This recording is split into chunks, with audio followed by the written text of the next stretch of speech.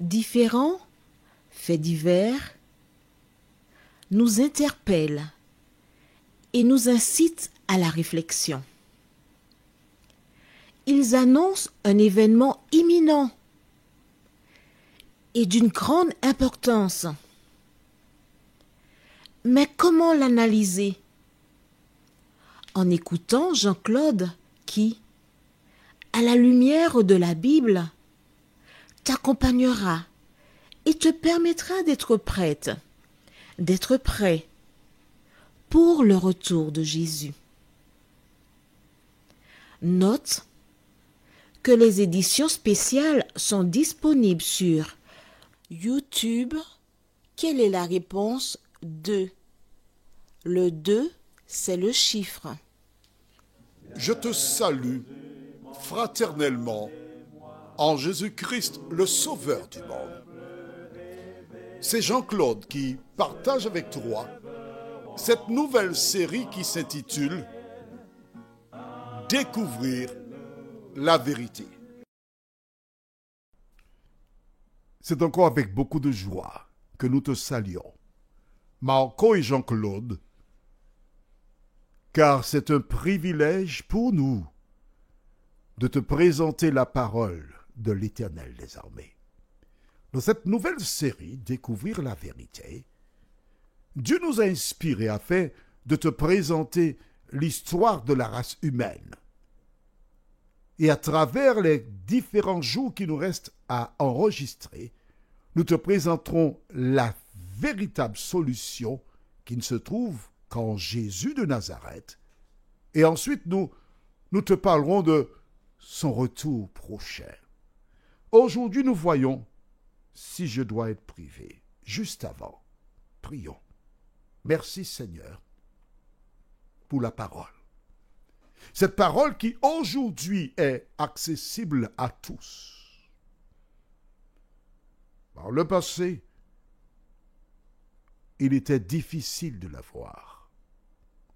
Par le passé, celles et ceux qui prenaient le risque de la voir étaient maltraités, brûlés, rejetés par la société. Et aujourd'hui qu'elle est accessible à tous, bien des personnes ne font pas cas de la parole qui sauve. Mais Seigneur, nous t'implorons cet instant de venir habiter dans nos cœurs.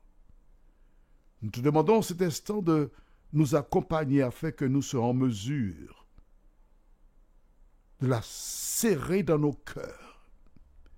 Que le Saint-Esprit nous accompagne, nous t'en prions, au nom de Jésus et pour ta gloire éternelle. Amen. Rappelle-toi, nous avons vu précédemment quoi? Tu te rappelles? Dis-moi. Comment Judas est revenu à la charge, en expliquant à son père que s'il avait accepté que Benjamin parte, qu'ils auraient déjà fait au moins 2 voyages, qu'il n'y a pas d'autre solution.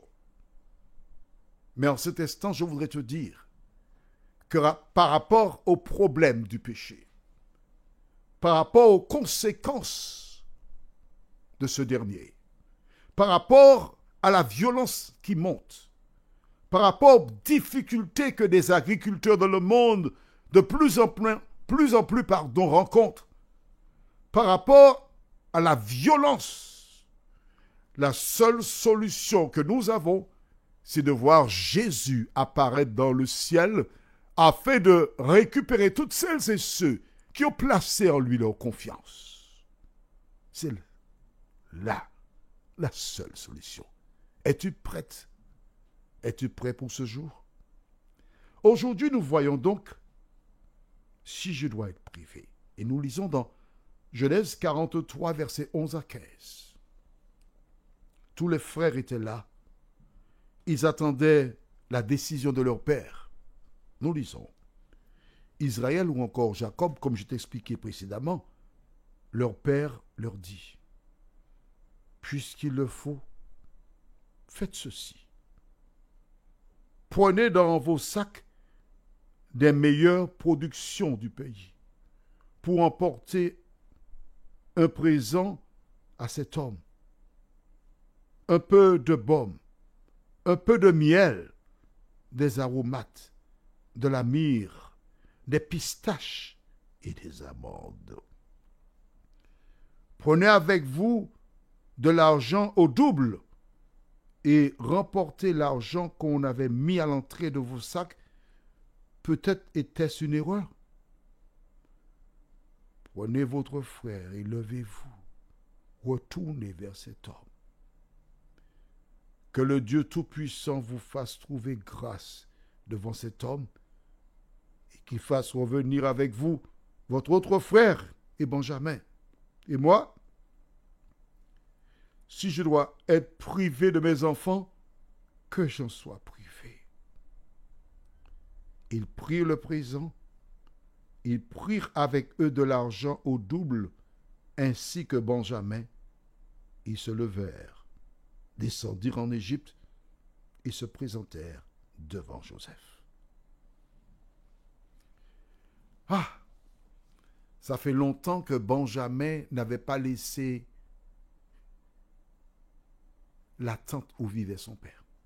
Il avait près de 40 ans. Note bien que, à certains moments, Judas, il parle de frères, mais ailleurs aussi, il parle d'enfants.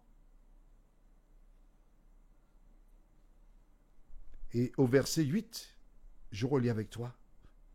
Judas dit à Israël, son père, « Laisse venir l'enfant avec moi. » Un homme d'une quarantaine d'années. Mais il est fragile. Il ne doit pas laisser l'environnement de la tente de son père. Il ne l'a jamais fait en fait. Surtout après la disparition de Joseph. Et voici que Jacob ou Israël dit, prenez-le. Note avec moi le début du verset 12. Prenez votre frère. Non, pardon, 12, pardon. Prenez avec vous de l'argent au double. Verset 13. Prenez votre frère. Comme si Benjamin ne sait pas monter sur un âne ou un cheval. Non, il faut, avec délicatesse, prenez-le. Faites attention. Benjamin qui a près de 40 ans. Prenez un cadeau, des cadeaux pour cet homme. Ramenez l'argent. Lorsque Jacob a fait cette déclaration, tous respirèrent profondément. Tous déjà entrevoyaient la joie de retrouver Siméon qui laisserait la prison. Pour eux, on a trouvé la solution, tout baigne. Ça roule, c'est magnifique. Mais attention. Attention. Vois-tu, toutes les fois qu'il y a une magouille, aussi longtemps que l'affaire n'est pas encore réglée, ne pense pas que tu sortis d'affaire. Tôt ou tard, cela remontera à la surface. À la Martinique, au cours du mois de janvier 2024, il semble que 5 hommes se trouvaient dans une barque du côté du Robert. Et pour des raisons qui ne sont pas officiellement reconnues, il y a un mouvement, la barque s'est renversée et les 5 hommes ainsi qu'un petit chien se retrouvèrent à la mer. Un homme qui habitait pas loin du lieu, qui a vu en direct tout ce qui s'est passé, a été rapidement, il a pris sa barque pour porter secours à ces personnes. Il a pu récupérer 2. Le petit chien malheureux était mort, il flottait déjà. Et les 3 autres ont coulé sous les yeux de cet homme qui était impuissant. Quelques minutes plus tôt, ces hommes étaient en vie. Et là, il les voyait descendre. Il n'avait aucun pouvoir pour les récupérer. Il ne pouvait pas.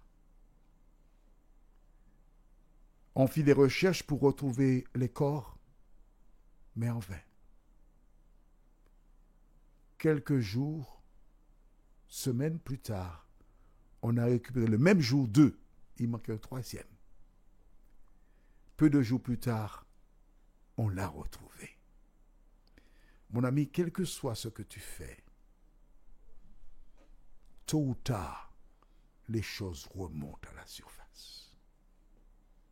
D'où la nécessité pour toi, lorsque tu comprends que tu as mal agi, lorsque tu comprends que tu as erré,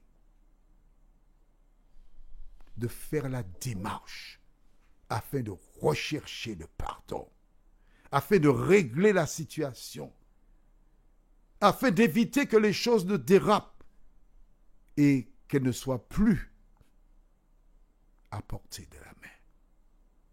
Toi qui m'écoutes aujourd'hui, quelles sont tes relations avec les membres de ta famille? Tout récemment, j'avais en ligne quelqu'un qui me disait qu'elle avait eu un problème avec sa sœur.